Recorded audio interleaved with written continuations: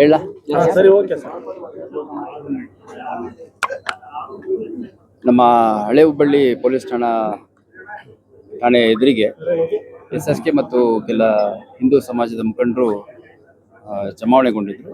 ಯಾವ ಕಾರಣಕ್ಕೆ ಅಂತ ನಾನು ಇಲ್ಲಿ ಬಂದು ಪರಿಶೀಲನೆ ಮಾಡಿದಂಥ ಸಂದರ್ಭದಲ್ಲಿ ಇವತ್ತು ಬೆಳಗ್ಗೆ ನಡೆದಿರುವಂಥ ಒಂದು ಘಟನೆ ಹಿನ್ನೆಲೆಯಲ್ಲಿ ಅವರಿಲ್ಲಿ ಜಮಾವಣೆಗೊಂಡಿದ್ದಾರೆ. ಅದ್ರ ಜೊತೆಗೆ ಹುಡುಗಿಯ ಪೋಷಕರು ಒಂದು ಫಿರ್ಯಾದನ್ನು ಕೊಡ್ತಾ ಇದ್ದಾರೆ. ಅದರಲ್ಲಿ ಜಿಮ್ಗೆ ಹೋದಂಥ ಸಂದರ್ಭದಲ್ಲಿ ಒಬ್ಬ ಆ ಹುಡುಗಿ ಜೊತೆ ವಿಶ್ವಾಸ ಬೆಳೆಸಿ ಆ ಹುಡುಗಿಯನ್ನು ಭಾಳ ದುರುಪಯೋಗ ಪಡಿಸ್ಕೊಳ್ಳುವಂಥ ಕೆಲಸ ಮಾಡಿದ್ದಾನೆ ಅಂತ ಹೇಳಿಬಿಟ್ಟು ಕೆಲವು ಸಾಕ್ಷ್ಯಾಧಾರಗಳ ಜೊತೆಗೆ ಅವರು ಕಂಪ್ಲೇಂಟನ್ನು ಕೊಡ್ತಾ ಇದ್ದಾರೆ. ಆ ಪ್ರಕಾರ ನಾವು FIR ಮಾಡ್ತಾ ಇದ್ದೀವಿ. ಅದ್ರ ಜೊತೆಗೆ ಆ ಹುಡುಗನ ಜೊತೆ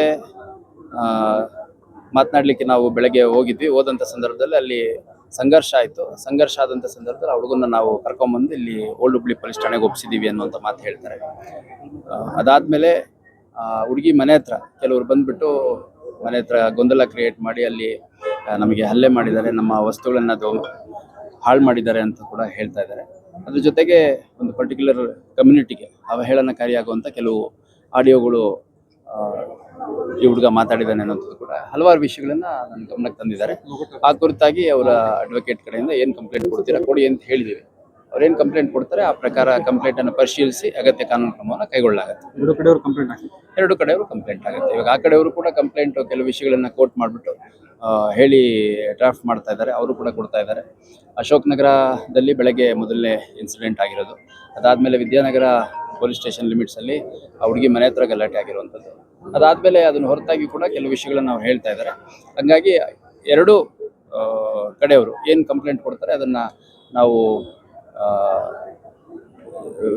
ಪರಿಗಣನೆ ಮಾಡಿ ಅಗತ್ಯ ಬಿದ್ದ ಕಡೆ FIR ಮಾಡಿಕೊಂಡು ಅಗತ್ಯ ಕಾನೂನು ಕ್ರಮವನ್ನು ಕೈಗೊಳ್ಳಲಾಗುತ್ತೆ.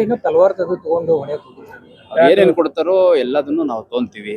ಅದಕ್ಕೆ ಎರಡೂ ಘಟನೆಗಳಲ್ಲಿ ಸಾಕಷ್ಟು ವಿಡಿಯೋ ಸಾಕ್ಷಿಗಳು, CCTV ಫುಟೇಜಸ್ಸು ಎಲ್ಲ ನಮಗೆ ಲಭ್ಯ ಆಗಿದೆ ಈಗಾಗಲೇ.